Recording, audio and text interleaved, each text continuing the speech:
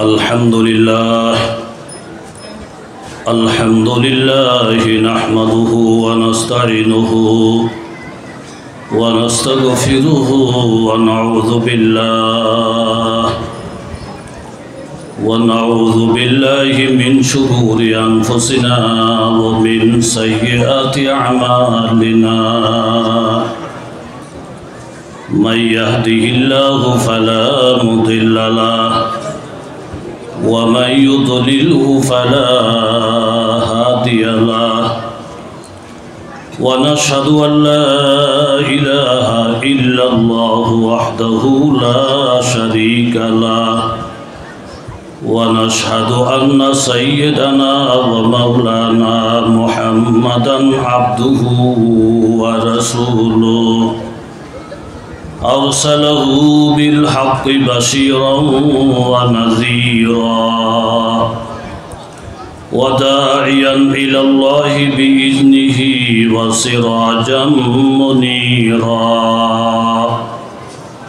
أما بعد فأعوذ بالله من الشيطان الرجيم بسم الله الرحمن الرحيم يوم يعض الظالم على يديه يقول يا ليتني اتخذت مع الرسول سبيلا يا ويلتى ليتني لم أتخذ فلانا خليلا لقد أضلني عن الذكر بعد إذ جاءني وكان الشيطان للإنسان خذولا وقال النبي صلى الله عليه وسلم المرء مع من أحب قال أنس فما فرحنا بشيء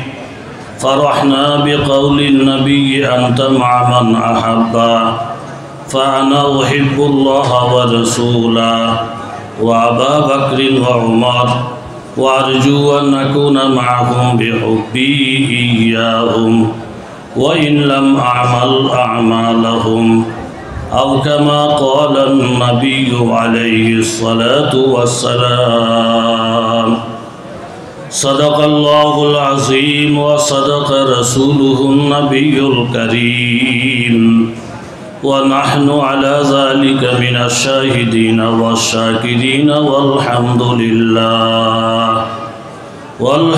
لله رب العالمين ঐতিহ্যবাহী জামিয়া ইসলামিয়া নুরিয়া মাদ্রাসা কর্তৃক আয়োজিত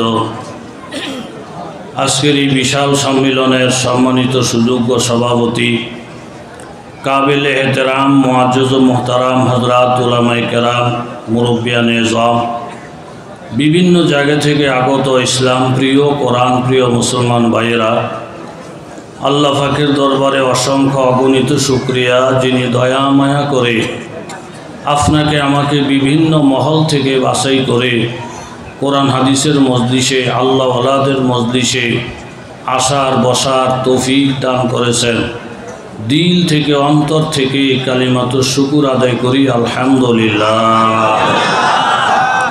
মুখতাসর কিছু আলোচনা করার মানসেই পবিত্র কালামুল্লাহ শরীফ সূরাতুল ফুরকান থেকে 3টি আয়াত আপনাদের সামনে তিলাওয়াত করেছি। আকায়ে তাজদারে মদিনা সরকারে দু আলম মুহাম্মদুর রাসূলুল্লাহ কি বলবেন জোরে বলেন মুহাম্মদুর রাসূলুল্লাহ আমি বললাম প্রতি উত্তরে কি বলা লাগে যার জানা আছে বখিলি না করে জোরে জোরে বলেন সাল্লাল্লাহু আলাইহি ওয়াসাল্লামের অসংখ্য হাদিস থেকে আনাস রাদিয়াল্লাহু আনহুর রেফারেন্সে লম্বা হাদিস অংশ বিশেষ আপনাদের সামনে পাঠ করেছি। আল্লামা আশিক আলাইহি দামাত বারাকাতুহু আল্লামা জাকির হোসাইন দামাত বারাকাতুহু দুজনই শাইখুল হাদিস এবং পরবর্তীতে আল্লামা মুফতি দেলওয়ার হোসাইন সাহেব শাইখুল হাদিস মুফতি আজম হযরত মাওলানা আব্দুল বাসেত খান সিরাজি সাহেব সহ আরও বিজ্ঞ দুইজন বড় হক্কানি ওলামায়ে কেরাম বাকি আছেন বয়ান করবেন। আমি শুধু মুরব্বীদের হুকুম পালনার্থে দুই চারটি কথা বলার এরাদা করেছি। তৌফিকের মালিক জোরে বলেন কে? কিসমত যদি ভালো হয়, ছোট্ট একটি কথাও হেদায়েতের উসিলা হয়। বড় বাদশাহ, কর্মচারীর অভাব নেই।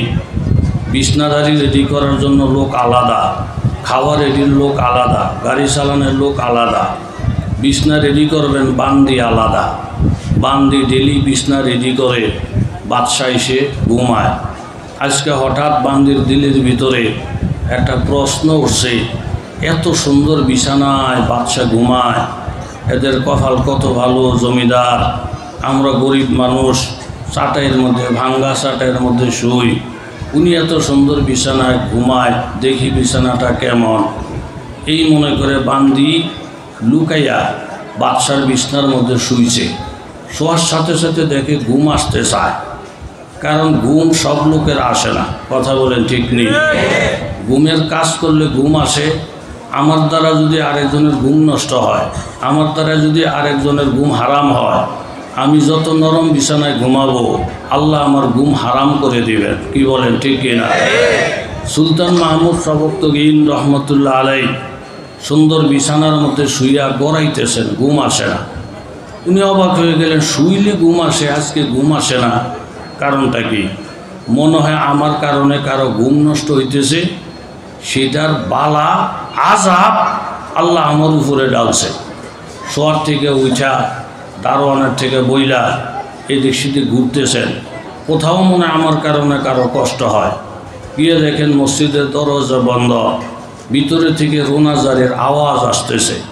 কান লাগাইলেন, লাগাই দেখেন এক মজলুম ফরিয়াদ করতেছে আল্লাহর কাছে, আল্লাহ সুলতান মাহমুদের দরজায় যাই, ঘুরি, ভিতরে ঢুকতে পারে না, দারোয়ান ফিরিয়ে দিল। এই রাষ্ট্রীয় কিছু লোক প্রভাব খাটাইয়া আমার হাত পাও বাইন্দা আমার বিবির সাথে খারাপ কাজ করে।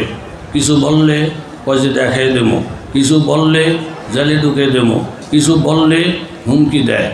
এই কথাটা বলার জন্য সুলতানের কাছে গেলাম। দারোয়ান বলে, এটা মোলাকাতের টাইম না, বাদশাহ এখন ঘুমায়। আল্লাহ, আমি যার কাছে ফরিয়াদ নিয়ে গেছিলাম উনি তো ঘুমায়, বলতে পারলাম না। এখন চিন্তা করলাম কার কাছে বললে কাজ হবে। সারা জগতের মালিক আপনি, লা তাখুযুহু সিনাতুন ওয়ালা নাওম।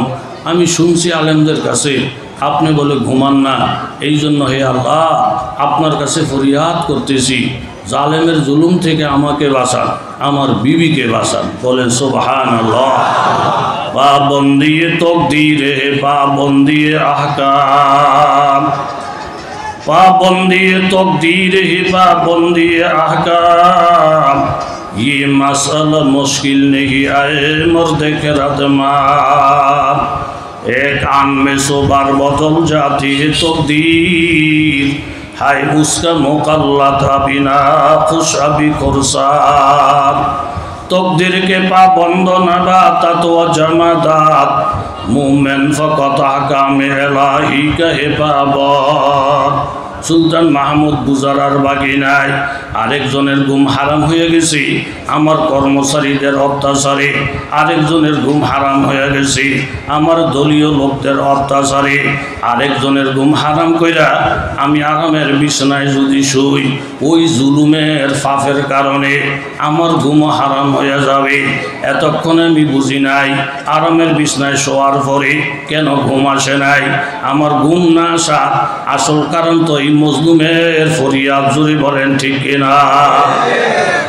থানভী রহমতুল্লাহ আলাইহি কত বড় লেখক, ফজরে নামাজ পড়েন, তসবিহ তাহলিল পড়েন, এরশাদ পড়েন, পইরা পরে কলম নিয়ে বসেন লেখতে।